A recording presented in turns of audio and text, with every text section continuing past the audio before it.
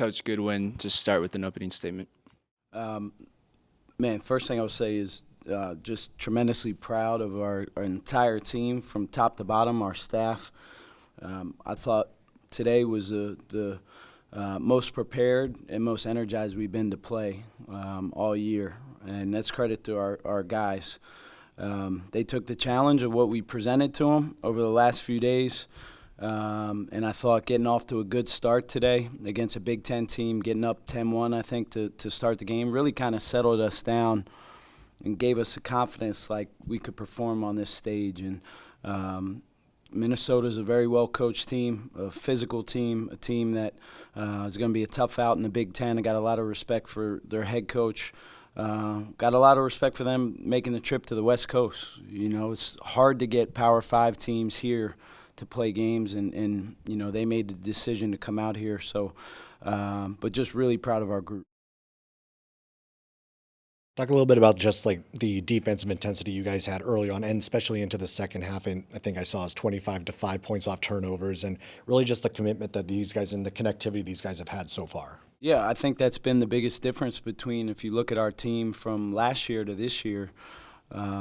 You know, we spent a lot of time in the offseason being very nitpicky and trying to address some issues that we had. And the defensive side of the ball was a major part of that. And these guys, I think, are just starting to figure out when we play the right way from a defensive standpoint how hard we can be to deal with. We have great activity.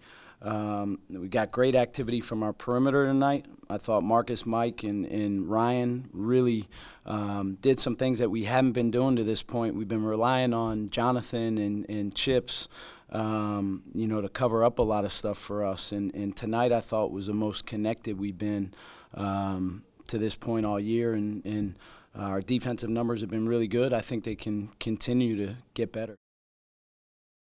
Coach, a little bit into that second half, Minnesota cut it to 1, and it seemed like the game was going to be a nail-biter. But then you guys started to break away. What do you think led to that?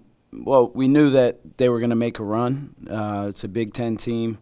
They got into a little bit of a rhythm, I thought, offensively, especially to start the second half. I thought we made some adjustments and picked up our energy level and were able to get some separation after they got – cut it to 1. I don't think they ever took the lead, but the game was definitely in the balance, and I was definitely just proud of our response. You know, sometimes being in those situations, when you come out the other side of it, those are the kind of things that make you better, as the season goes on.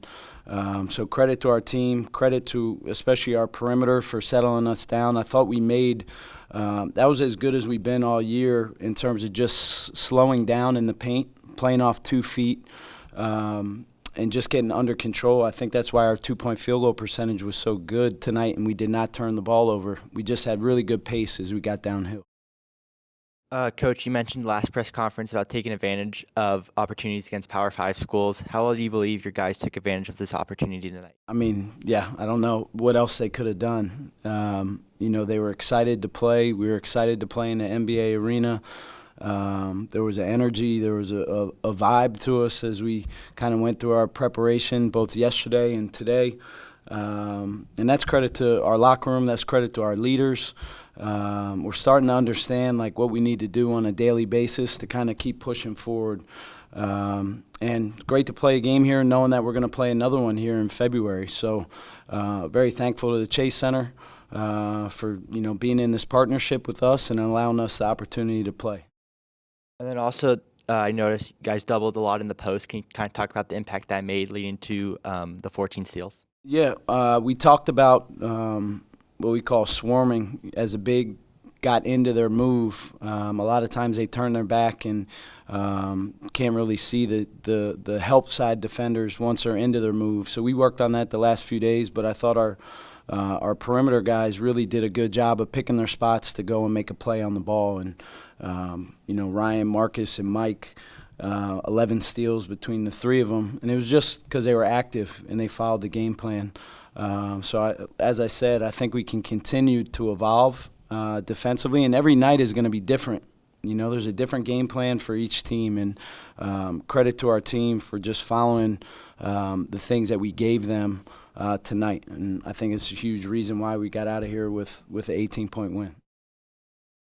Mogbo once again was dominant on the glass today, especially on the offensive side of the ball. What are these? How do the second chances affect the outcomes of these games? Man, he's just an energizer. He has a motor that is always on. He's quick to the ball. You can't really teach that. He has an innate ability to just go find the ball, and he's long. 7'2" wingspan, so a lot of times even if he doesn't get it, he'll tip it out, and those extra possessions are huge for us. So credit to him. I think DeWato is doing a great job with that as well. So that makes a difference from an offensive number standpoint, just us being able to create second and third scoring opportunities.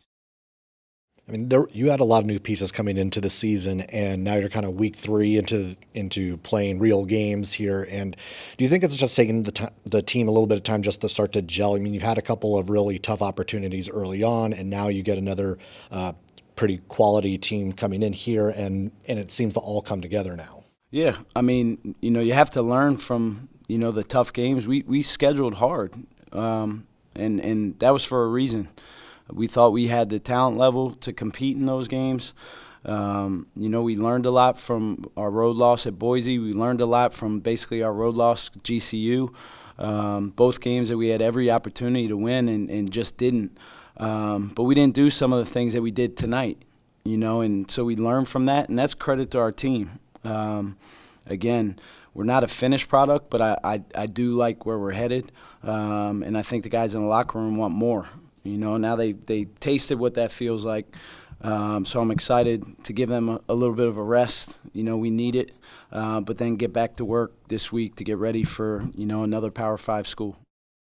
And you have a lot of veterans on this team, but the one who seems to be getting more comfortable is Ryan Beasley.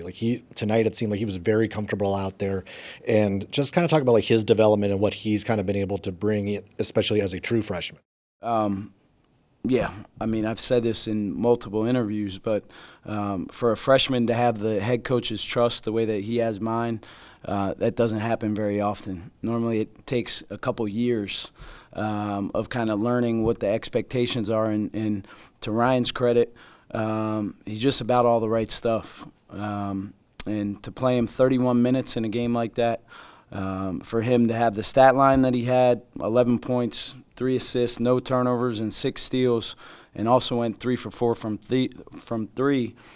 I thought the shot he hit right before the half was a big momentum play. They had started to cut into the lead. I think it was down to 5. He hits a 3 at the buzzer to go up 8. Those are huge plays. He just has a way of affecting the momentum of the game.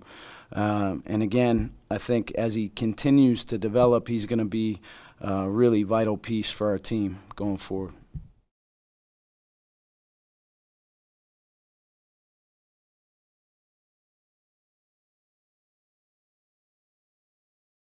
So what would you say is next for this group, and how do you use this momentum and keep the team locked in for the remainder of the season? Number one, understand that it's a marathon. It's not a sprint. So we are incredibly happy, and we're going to enjoy this win tonight. But I know our locker room wants more, and you need to use moments like this to propel yourself. So as we prepare to go to Arizona State and then have a Vanderbilt trip right on top of that, we need to draw on this experience to kind of propel us forward. But I don't think our guys are comfortable. I think they're starting to understand how good of a team we can be if we just stay locked in for 40 minutes.